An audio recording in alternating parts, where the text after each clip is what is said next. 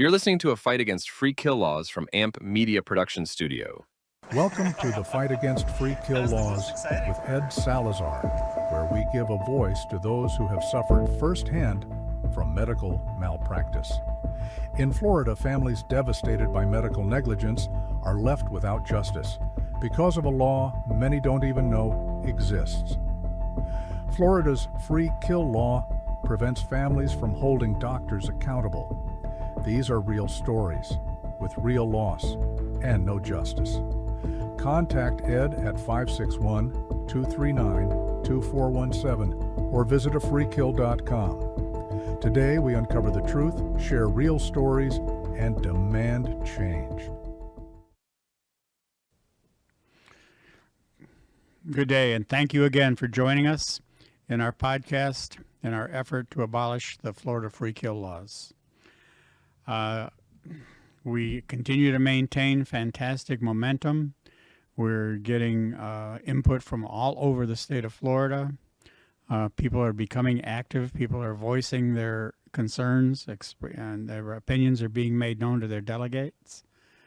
The next delegation meeting that we're going to have in South Florida is going to be December 15th at the Miami-Dade campus. And I can have all that information and data for anyone listening who thinks that they might like to attend. You can reach out to me. Our guest today, Miss Veronica Morrison. She has a story, excuse me, she has a story to tell. We're going to focus on the life of her sister, Master Sergeant Teresa Brown. Can we bring in Veronica, please? Hey, Veronica. Hi. So, Veronica, first of all, thank you for being willing to give us your testimony, to tell your story. It's much appreciated. Tell us a little bit about your sister, your relationship together. What was your childhood like? Okay. Well, we were raised by my mom, a single family home. Both of our dads, which were separate, left the home. My mother had a ninth grade education when she came here. She mostly did waitressing jobs, but she went back to school, got a GED, became an LPN, and moved us from Liberty City to where I live now. Teresa and I were very close when we were younger. She went to school year-round at Miami Beach and went to the University of Florida early. And from that point, she went straight into the Army, did 20 years, and came back and became a person that worked at the Miami VA. So she was a 20-year veteran. Yeah, that's Teresa. She was a 20-year veteran. She attained the rank of Master Sergeant. Yes. And then she worked civilian at the Miami VA. Okay, now your story is that your sister developed ALS, correct? She was 100% disabled, ALS, service-connected. Service-connected onset. Mm-hmm. Now, she was single. She had never married. She had no children. Correct. And when she received her diagnosis, how old was she? I believe at the time she was 65, but we didn't know about it until she was 66. I see. And tell us how you came to learn about the free kill law. I learned about the free kill law when December 3rd, she died because they thought that she had a DNR. There was no DNR in the doctor's file, and there was no proxy for the person who was making medical decisions. I called a few lawyers. I'm sorry, Veronica. Why did she go to the hospital in the first place? Okay, she couldn't breathe. She was having difficulty breathing. It was very low. Her saturation was very low, and the paramedics had to take her to North Shore Medical Center, but she wanted to go to the VA. Right. And they told her she would. That's understandable. They wouldn't take her to the VA. She wouldn't have made it. they told the paramedics told her she wouldn't have made it. I It was see. just that bad. She couldn't breathe. Okay, so she gets to the hospital, and what did they do for her? They accessed her. They talked to us about it, and she had a friend that was here. Delvini came down from California, so we took shifts. I came back home, and I was supposed to go back that night. They moved her into a regular room instead of into ICU, and in the regular room, she something happened. I wasn't there, and then they put her to ICU. Okay. And by that time, she was non-responsive. So she coded, and No, she didn't go. It looked like either she was in a really deep sleep or she was in a coma. okay. By the time that, because they didn't tell me, it was so much going on. We're like 5 minutes away from North Shore, Mm-hmm. but nobody came and got me. I found out about it because my goddaughter was called and she came and got me. And when I got there, I stayed until she died. Mhm. And so you're saying that they would not take any extraordinary measures because of a DNR, a do not resuscitate order? I know that the first time I heard of DNR when a doctor came in with two female workers, and she said she said that she now on DNR, and I exploded. They walked out. I spoke with the charge nurse. I told her, look, my sister's not on DNR. Put me on the file so I'll know what's going on. And he said rather, that he couldn't put me on unless the proxy said so. And that was the person, Delvine. I went in and I told her to come out and tell these people who I am. They talked together away from me. And when I finally got the records, my name was nowhere in it. So I assumed she told them no. Did you ever So find it had out? to be her. She had to be the one to put her on DNR because my sister wasn't talking. Uh-huh. Right. So from the time she entered the hospital to the time she passed away, how much time elapsed? Not even a full 24 hours. I don't believe it was a full 24 hours. I would have to look at the paperwork. Mm-hmm. I do know that I arrived about 7 p.m. and they told me that only one person could stay after 8. And I told them that I was going to do for my sister what I did for my mother. And then that means I'm going to stay until she passes. So they had to leave, and it was just my sister and I. Mm-hmm. So is your And I'm a feeling Christian, so my purpose for being there was the rite of passage. Pray, get your heart right, yada. And that's mhm. what I did. And So she died, I believe it was about 11 something. So we had about 3.5 hours together. but you feel that more should have been done for her?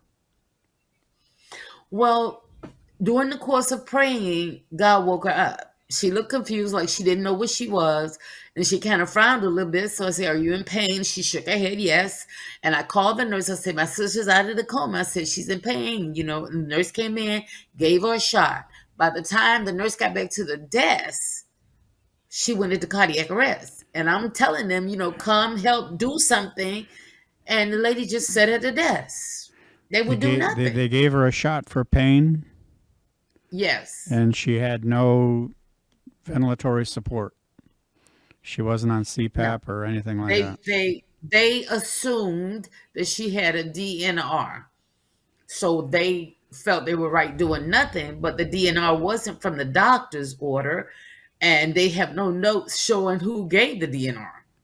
In fact, there was a preliminary doctor who examined her about 3 o'clock that day, and he stated she's not DNR yet. So who did it? Between 3 p.m. and 8 p.m., who put her as a DNR? It wasn't A- her. She was asleep. And you've never been able to establish that. Well, and I was there when all of that happened, and I have the medical records, so I can establish that she was never put on a DNR by a doctor. And at 3 o'clock, when she was saw by the preliminary doctor, she wasn't on a DNR. She The did only not thing she have. She ever did told not have. anybody was that she didn't want to be trached. Understood. She did. Mm, She did not have a designated healthcare surrogate. no, So, as far as you but that is know, the way the girl presented herself. I see. That's what she told them. All right. Now, when you sought to try to find some legal recourse, did you try to talk to some lawyers about this? I tried to talk to a lot of lawyers, including my prepaid legal. They didn't know anything about that law, but several lawyers told me about the free kill law. Teresa was 66. She wasn't married, and she had no children. So Okay, she so fell in there that category. because of the construction of this statute, there was nothing that legally could be done. Nothing we could do. Well, it's very, very apparent to me, Veronica, in your writings, in those flyers you've done, the passion that you have developed, to try to rectify this. Can you just read these off to me? What are these different flyers, and what are they about? The final flyer is me saying shame on you, and the aftermath of the Florida free kill is because of all of the legal stuff that I've had to go through and the things that I found out that the Army did, that the VA did, and what they were doing. The ALS tribute for family and friends was something I did for my sister's honor. This one here is why I don't want to go to the hospital, because I fall as a Florida free kill. I don't trust them. And the people that are in there are people that I admire, or either one that was actually the president at the time I made it or something. But it's just speaking for people who fought for justice, for what they believed in and what was right. And I'm saying I refuse to be a Florida free kill. You don't have the right. Can We you should can you, have a say so. no, Go listen, on. all of us that are involved in this, our hearts are with you. We're of the same heart, and with the help of people like you and people like you all over the state of Florida, we are going to get something done. I believe with all my heart that this year, there's no government, no governor's veto is going to overturn it this time. Have you had any discussions with any of your state representatives or? The person that I'm dealing with right now is Congresswoman Frederica Wilson, and everything that I've sent her, I've CC'd Benjamin Crump. We worked on a project together. I haven't heard anything from him, and she has not been any help at all. You've got 12 congressionals concerning corruption and illegal misappropriation of government funds and all kind of crazy stuff, and you're doing nothing. I feel like I'm up against a whole bunch of Goliaths, and I'm a David, and the only thing I have is my faith. So that's where I am on it. I have a pastor that used to go to a church, and she used to say, "Stick a fork in me, I'm done." And that's who I am. God is not marked. That which a man soweth, he reap. It's reaping time.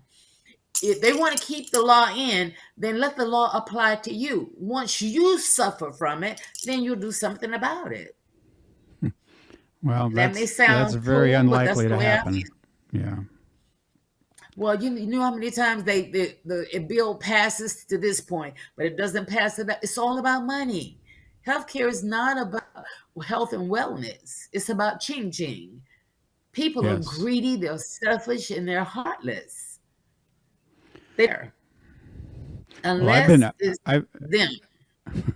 I've been told that on the day before Governor DeSantis issued the veto of the bill to end these laws last year, that he didn't meet with family members. He didn't meet with representatives of the Florida Medical Right Association. Instead, he met with lobbyists. So that pretty much tells you everything, right? Yeah.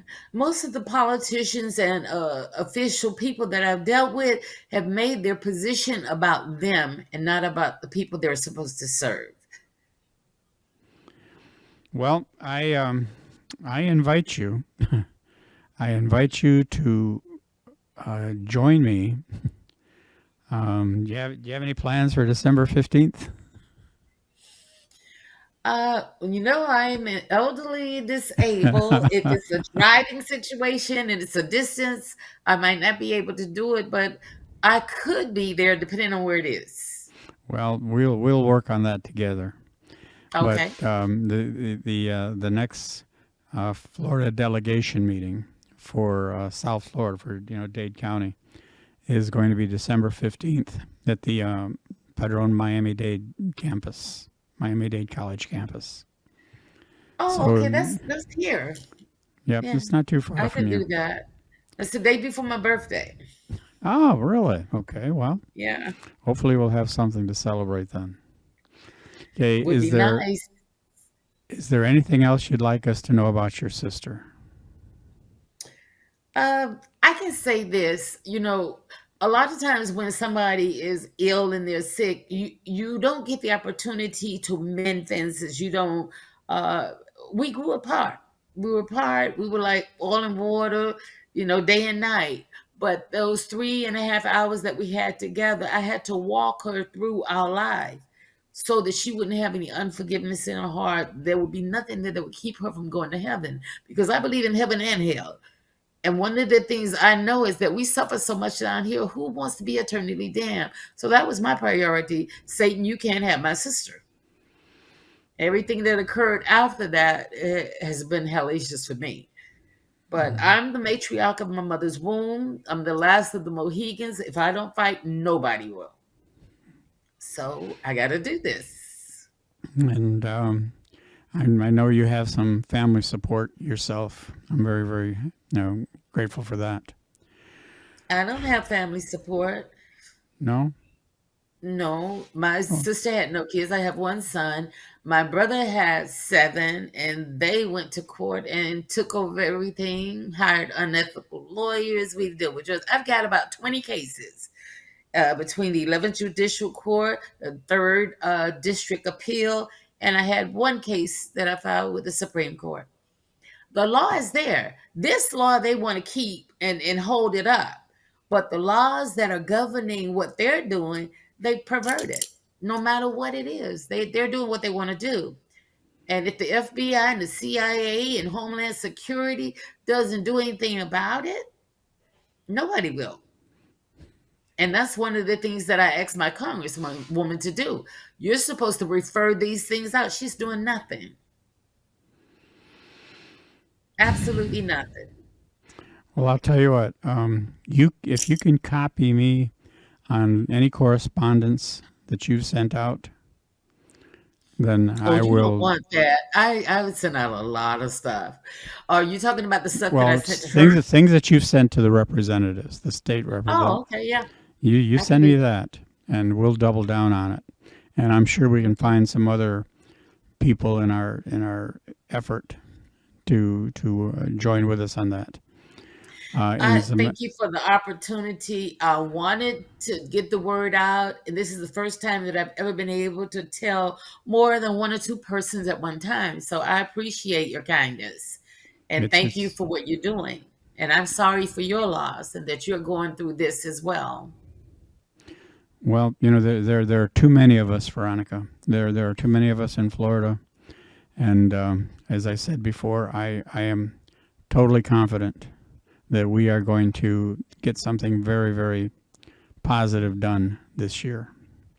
And Is there ever a time that you all have scheduled for us all to get together well, here's your to chance to comfort talk. and Here's your console chance to one talk about another? that. Yeah, let's do that. That's we something we I want have to do. the lady Melody McDonald that started the Florida Medical Rights Association. She's an amazing woman. Yeah, I Lauren know she just Koroyenko. recently retired. Well, Lauren Koryenko, who took over Uh-huh. for her, is also a fierce warrior. From what I've been able to gather and the people that I've talked to all around the state of Florida, Tampa, Melbourne, Tallahassee, Jacksonville, here South Florida, all over the state, we have some very, very dedicated and committed people. We have people that are not going to take the loss of their loved one lying down with no justice, with no recourse. So my hope is that this platform can help in uniting us and focusing our efforts in a common direction, to get something done. And I invite you to stay involved. I invite you to continue to be a part of it. The social media pages for the Florida Medical Rights Association invite people to get involved in that. I recently sent a plea out to all my friends on Facebook. I said, even if you don't live in the state of Florida, if you know somebody who lives in the state of Florida, you tell them about this. Yeah. Ask them to support House Bill 6003. Anybody that has any interest at all in our cause, they simply need to Google it, do a search, and they can learn what it's all about. They can follow the progress. They can see how it's going and what direction it's going in. And our numbers will grow. It's my personal feeling is that it's extremely difficult for us to fight the money, the lobbyists, the people who have an interest in this law staying on the books, the hospital associations, the medical associations. It's all about money. I think that we need to make the tourists aware of the fact that if you come to Florida, the Sunshine State, you could be eclipsed because this law don't just apply to us. It applies to everybody that comes here. Affect their Well, money.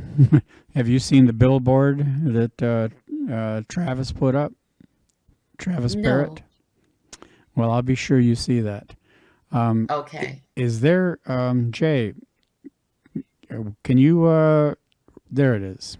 I told you she was amazing. Welcome to the free kill state of Florida.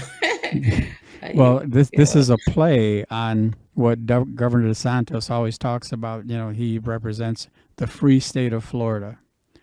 Well, Okay. Travis just went ahead and put the free kill state of Florida. And this billboard is up right now on I-95 on the southbound lane, just as you cross from Georgia into Florida. Wow. Now, how about if we can get enough people together, we can, pull some resources together so that we can start putting these billboards up all over the state. Do you think it'll make it a little more difficult for the elected officials to ignore this? I think that anything that we can do to get the word out that this law exists would be good. But I think the better thing is for them to be in our shoes. So I'm asking God to avenge me and my family from all of it. Because vengeance is his. And he's not mocked. What you sow, you're going to reap. So I want them to reap it. It's simple. That's the only thing to me that's going to change it. When you know how it feels, when you suffer the same thing, the loss. Why do we have to go through this? We're already bereaved. But then you got all of this ugly stuff that's pressing our hearts and it doesn't let go. It's not like we can forget it. It's wrong. Torment. Some people lose their minds. Some people drink. Some people, it's just not right. No, you won't But get any anything that argument we from can me. do, we should do. You won't get any argument from me, Veronica. I get asked sometimes, where do you get the strength to continue this fight? Well, Where do you For get me it anyway, from? the strength it comes from anger. You know, the grief was bad. And the grief doesn't go away. But No. what I found as the years go by, when I think about my son, I smile more and cry less. But when I think about this law and I think about all the people that have been affected by it, then it's the anger that comes up inside me, and that's where the strength comes from. And that's just me. All right, well, we're getting towards the end of our time. Again, I thank you so very, very much for being willing to be a part of this. This broadcast will be available all across social media. If you are watching us for the first time, please like, follow, and share. The more people that we get that view the show, the more people we get that indicate that it's something they find interesting, that they're interested in, then the more that makes it easier for us to garner some funding to continue to perpetuate this. You know, right now, the people that are posting on social media, the people that are doing the billboards, the people that are traveling all across the state to be at Tallahassee for when all these different committee meetings meet. Everyone's doing this on their own time. And they're not doing it because they're looking for jackpot justice. We know that the time is long past that there will be any opportunity for any kind of financial recovery for the loss of our loved ones. That's not why we're doing this. We're doing this because this law is wrong. And people know in their hearts that it's wrong.